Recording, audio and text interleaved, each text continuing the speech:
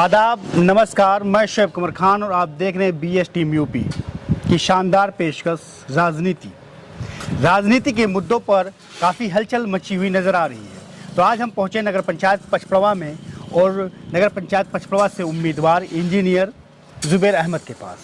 आज जानते हैं कि ये जनता की समस्याओं को किस नज़रिए से देखते हैं और ये किस तरीके से बदलाव करेंगे। उसी चीज़ की पड़ताल करेंगे कि इनका चुनावी माहौल क्या है और जनता क्या इन पर भरोसा जताएगी। तो जुबैर अहमद साहब, आपका स्वागत है हमारे चैनल पर। मेरा पहला सवाल जो आपसे है वो ये है कि आपने इंजीनियरिंग की और इंजीनियरिंग करने के बाद आपने क्यों राजनीति का रास्ता चुना? हालांकि आपके पास अपॉर्चुनिटी थी, आप अलग दिशा में जा सकते थे। बिल्कुल जा सकता था और आपने बहुत अच्छा क्वेश्चन किया है, क्योंकि मैं जहाँ से ताल्लुकात रखता हूँ यहाँ इस क्षेत्र में सिचुएशन ऐसा है कि कम्युनिज्म जो है हावी है और कहीं ना कहीं राजनीति हमारे पिताजी की विरासत से थी, तो उनकी वजह से कहीं ना कहीं मुझे शिकार बनाया गया। मैं UPSC का जो है तैयारी कर रहा था, प्रिपरेशन कर रहा था और इंजीनियरिंग भी कंप्लीट किया 2015 में। उसके बाद में हमारे ऊपर जो है राजनीतिक जो है कुछ कारणों की वजह से इतना दबाव, मेंटली हरासमेंट किया गया तत्कालीन जो गवर्नमेंट थी उन लोगों के द्वारा, उनके कार्यकर्ताओं के द्वारा या उनके जो यहाँ पे विधायक थे उनके द्वारा, जो मंत्री थे। मुझे मजबूरन इस क्षेत्र में उतरना पड़ा क्योंकि मेरा दिमाग जो है डाइवर्ट कर दिया गया पूरा इस माहौल में। हालांकि मैं जब इस माहौल में आया तो देखा कि ये लोग गरीबों का, मजलूमों का, ये लोग खून चूस रहे हैं, इतना अत्याचार कर रहे हैं इनके ऊपर। अगर मैं आके इनके साथ खड़ा हो जाऊं तो शायद इनको कोई बल मिले, गरीबों को, मजलूमों को। और इन हालातों को देखते हुए मैं सामाजिक तौर पे समाज में रह के समाज का सेवा करना पसंद किया, ना कि नौकरी किया, नौकरी छोड़ कर। प्रधानी चुनाव में थे जी, और वहाँ जनता ने आपको नकार दिया, तो उसमें क्या कमी थी? किस वजह से जनता ने आपका साथ नहीं दिया? प्रधानी की बात नहीं, मैं 2015 में लड़ा था एज अ प्रतिनिधि जी, और मुझे एक तरफा जीत मिली थी। मुझे उम्मीद नहीं था कि मेरी इंजीनियरिंग कंप्लीट हुई थी 2015 में। मुझे 2 महीने का मौका मिला और 2 महीने में आके अपनी ग्राम पंचायत में अपनी बातें रखी, समझाया लोगों को और ज़्यादा से ज़्यादा वोटों से हमारी ग्राम पंचायत सानिया बरगे के लोगों ने जिताया 2015 में। और सेकंड की बात ऐसी थी, कुछ हालात ऐसे बने कि जो होता है पारिवारिक विरोध होता है। जैसे मेरा गांव एक परिवार की तरह है, तो क्या हुआ कि कुछ लोग ऐसे ही हमारे, मान लीजिए एक सिसानिया गांव है, एक बरगदी है, एक डेहवापुरवा है, तो वहाँ पे 8-10 लोग खड़े हो गए। तो मान लीजिए 8-10 लोग खड़े हो रहे हैं तो वहाँ पे अपने परिवार का ही वोट पा गए तो 50 वोट पा गए। तो ऐसे ही हुआ, कोई 100 पा गया, कोई 50 पा गया, इस तरीके से डिवाइडेशन हो गया जी। बाकी दिल अब भी और तब भी हमारा मिलता रहा लोगों से और मेरे ग्राम पंचायत के लोगों का भी मुझसे मिलता रहा। और मैंने कल अभी मंच संचालन किया सिसानिया गांव में, सानिया ग्राम पंचायत पे, सानिया बरगदी। वहाँ पे जिस तरीके से भीड़ इकट्ठा हुई, पूरी ग्राम पंचायत की जन समर्थन मिला, ऐसे देख के लग रहा था कि 100 के 100% मुझे वोट मिलने वाले हैं उधर के इस नगर पंचायत के चुनाव में सानिया बरगदी से। वैसे आपने भीड़ की बात की। जी। भीड़ जो देखने को मिलती है वो वैसे की सभा में भी काफ़ी मिलती है, उस भीड़ को वोट में बदल नहीं पाते हैं, तो आप कैसे उस भीड़ को वोट में बदलेंगे? जो जज्बात दिख रहा था कल, जो मैंने जज्बात देखा लोगों में और जब मैं वहाँ से निकला हूँ, जिस तरीके से हल्ला बोल के मेरे साथ चल रहे थे, ऐसा लग रहा था कि एक तरफा उधर से 1,500 से 2,000 वोट सानिया बरगदी से पड़ने वाला है मेरे भगोने के निशान पे। मेरा भगोना निशान है जी। जिसमें खाना बनाया जाता है। वो तो खैर निशान आपको काफ़ी आसानी मिला है, जनता को पहचानने में दिक्कत नहीं पड़ेगी। लेकिन आपको लगता है कि इस चुनाव चिन्ह से जनता आपकी तरफ और आगे आएगी, जनता को आसानी होगी? बिल्कुल, ये चुनाव चिन्ह ऐसा चुनाव चिन्ह है कि हर घर में, हर होटल पे, हर जगह, हर दिल में मौजूद है इस समय। आपने बताया अपना आपका ग्राम सभा बहुत ठीक है, लेकिन अब आप पचपड़वा लग रहा है, बरगदी लग रहा है, बरगदवा है, जुड़ी कुइयाँ है, तो यहाँ आप कैसे काम करेंगे? क्योंकि ऑलरेडी मौजूदा चेयरमैन का एक वर्चस्व है, फिर नगर के कई प्रत्याशी हैं उनका वर्चस्व है, बरगदवा में इंजीनियर साहबाज हैं उनका भी वर्चस्व है, तो इस वर्चस्व में आप सेंध कैसे लगाएंगे? सेंध लगाना नहीं है, सब लग चुका है, जन समर्थन मेरे साथ है। जो मौजूदा चेयरमैन है उनकी हालत तो इतनी बुरी है कि वो 500 वोट में सिमटने वाले हैं पचपड़वा से और 100-200 इधर उधर पा जाएंगे, जमानत जब्त हो जाएगी इस बार। उनको पता है और एहसास है, उनके चेहरे पे पढ़ा जा सकता है। बाकी आप बरगदवा की बात कर रहे हैं, बरगदवा में लगभग 70%, 60 to 70% मेरे साथ है वहाँ की जनता, और उनके मैं दिल में बसता हूँ, ना कि दिखावे के लिए वहाँ पे। और मेरे पास जो भीड़ इकट्ठी होती है वो उन लोगों के अंदर एक जज्बा और दिल से जुड़े हुए लोग हैं। लोग करें कि इंजीनियर जुबेर को जनता सीरियस ही नहीं लेती है, तो उन्हें वोट क्या देगी? बौखलाए हुए हैं ये सारे कैंडिडेट, बौखलाए हुए हैं। इनको पता है कि जुबैर नेक्स्ट चेयरमैन होने वाला है और यहाँ की टाउन एरिया में बैठने वाला है। ये बौखलाहट में कह रहे हैं कि ऐसा ना हो कि बाजी मार ले जाए। तो जैसे आपके पास चुनावी मुद्दा क्या है? किस मुद्दों के साथ आप चुनाव लड़ेंगे? बिल्कुल। और जनता का वो मुद्दा कैसे आप सॉल्व? बिल्कुल, मेरे पास बहुत मुद्दे हैं। ये हाउस टैक्स का मुद्दा है, जलकर का मुद्दा है, और ये कम्युनिज्म का मुद्दा है।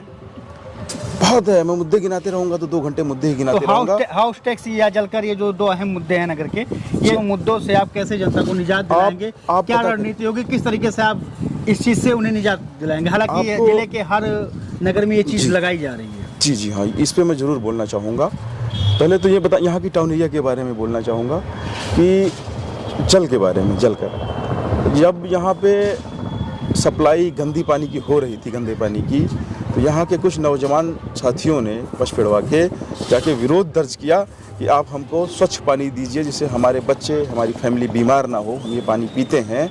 तो उनके ऊपर लाठीचार्ज कर दिया गया, उनके ऊपर केस लगा दिया गया। वो बेचारे गरीब के बच्चे आज भी जाते हैं कोर्ट में पेशी देने। तो ये जो जल कर का मुद्दा है, इसको देखा जाएगा, और जिनके घर के सामने से पाइपलाइन जल की गुजर जा रही है, उनसे भी भारी मोटी रकम वसूली जा रही है। हालांकि उनके पास टैप कनेक्शन भी नहीं है, और जो है उनसे वसूला जा रहा है पैसा। ये ज़बरदस्ती है, ये गुंडई है। कुछ मात्रा में पैसा लिया जा सकता है जो निर्धारित हो, लेकिन बड़ी अमाउंट में लिया जा रहा है। मेरा खुद का लिया गया है घर का। कितना रुपये लिया गया है आपका? मुझे लिस्ट देखना पड़ेगा, लेकिन लिया गया है। लेकिन मैं ये कह रहा हूँ कि जैसे लिस्ट हमारे पास, जुनैद अगर हो तो दिखाओ जरा, हम जल कर कितना लिया गया, जबकि हमारे घर पे वाटर टैप कनेक्शन है ही नहीं है टाउन एरिया से। जी, जब से घर बना है तब से लिया ही नहीं गया। एक ये है कि जैसे आपने कहा स्वस्थ जल या साफ सुथरा पानी नहीं मिल पा रहा है, तो इसके लिए काफ़ी लंबा समय पहले पाइपलाइन बिछाया गया। चेयरमैन ये हवाला देते कि वो पाइपलाइन सड़ चुका है, ख़राब हो चुका है, इस वजह से पानी ख़राब आता है। और जब तक वो पाइपलाइन चेंज नहीं होगा, तब तक उस आदमी को स्वस्थ जल या साफ जल नहीं मिल पाएगा। जी बिल्कुल, गवर्नमेंट इसका बजट अलाट कर रही है 2.0 के तहत। ये जो लोग जानते होंगे और पैसे भी आ रहे हैं, काम भी किया जा रहा है। लेकिन यहाँ के जो मौजूदा चेयरमैन थे और यहाँ के अकाउंटेंट जो थे, वो ऐसा काम करवाते हैं कि जहाँ पे कमीशन ज़्यादा मिले। उनको इस पर फोकस करना चाहिए था कि लोगों को स्वच्छ जल कहाँ से मिले। अब एक कहावत है, जल ही जीवन है। बताइए, बिना जल के कोई जिंदा रहेगा? एक भी जी बिल्कुल नहीं रहेगा। जैसे आप कमीशन जल नहीं दे सकते हैं, आप चेयरमैन हैं, अकाउंटेंट हैं। जैसे क्या बना के रख दिया आप लोगों ने पचपेड़वा को? तालाब के जैसा पानी आता था। जब वो लोग विरोध किए हैं, नौजवान साथी किसान यूनियन ने जब विरोध किया है, उस टाइम बाल्टी में भर के दिखाते थे कि ये देखो तालाब में पानी भी इससे अच्छा रहता होगा। फोटो वीडियो वायरल होता था, तो खुद देखा था। क्या स्थिति बना के रखा है पचपेड़वा का। जैसे आपने कहा कमीशन, तो पहली बात तो अगर मान लीजिए चेयरमैन का बदलाव होता है, आप आते हो उस पद पे, तो सिर्फ चेयरमैन 5 साल के लिए होता, बदलता, अधिकारी तो वही रहते हैं। बिल्कुल। और अधिकारी ही कमीशन तय करते हैं कि किस काम में कितना कमीशन देना है। और ये अधिकारी एक छोटे लेवल से नहीं, बड़े लेवल के अधिकारी तय करते हैं, और ये नीचे से ऊपर तक जाता है। तो आप अगर वो कमीशन कैसे रोकेंगे, अगर रोकेंगे तो विकास कैसे कर पाएंगे, वो बता दें। देखिए, आप अच्छा काम करेंगे, बेहतर से बेहतर करके दिखाएंगे, तो आपकी मीडिया भी आएगी, खड़ी होगी, देखेगी अच्छा काम हुआ है। वहाँ पे आपत्ति भी नहीं हो सकती है, ना ही कोई अधिकारी आपत्ति कर सकता है। उनको साइन करना पड़ेगा वहाँ पे। और आप ऐसे मुद्दों को किनारे ढकेल देते हैं जिससे जीवन चलती है। स्वच्छ जल, बिना जल के कोई जीवन ही ना है। जैसे लास्ट सवाल मैं आपसे पूछना चाहता हूँ, जनता तो ये भी कह रही है कि आप प्रधान रहते हुए लांछन या सच्चाई हकीकत ही, ये आप बताइए। वो कहते हैं कि आपने प्रधानी में मनरेगा के तहत अच्छा खासा रुपया कमाया और काफ़ी पैसा कमाया, और तो वो चीज़ आपने पैसा कमाया या काफ़ी काम कमाया? मैंने विकास किया है। आप आइए देखिए, गांव में बहुत काम किया है, गरीबों को रोज़गार मिला है। हम क्या रोज़गार देते हैं, रोज़गार तो गवर्नमेंट ने दिया है मनरेगा के तहत गांव के गरीबों को 100 दिन की गारंटी के साथ, वो तो गवर्नमेंट ने दिया है। हम तो एक मीडियम बने थे उस टाइम, हम प्रतिनिधि थे कि इनको रोज़गार दिया जाए। हमने प्रस्ताव रखा और गवर्नमेंट ने रोज़गार दिया।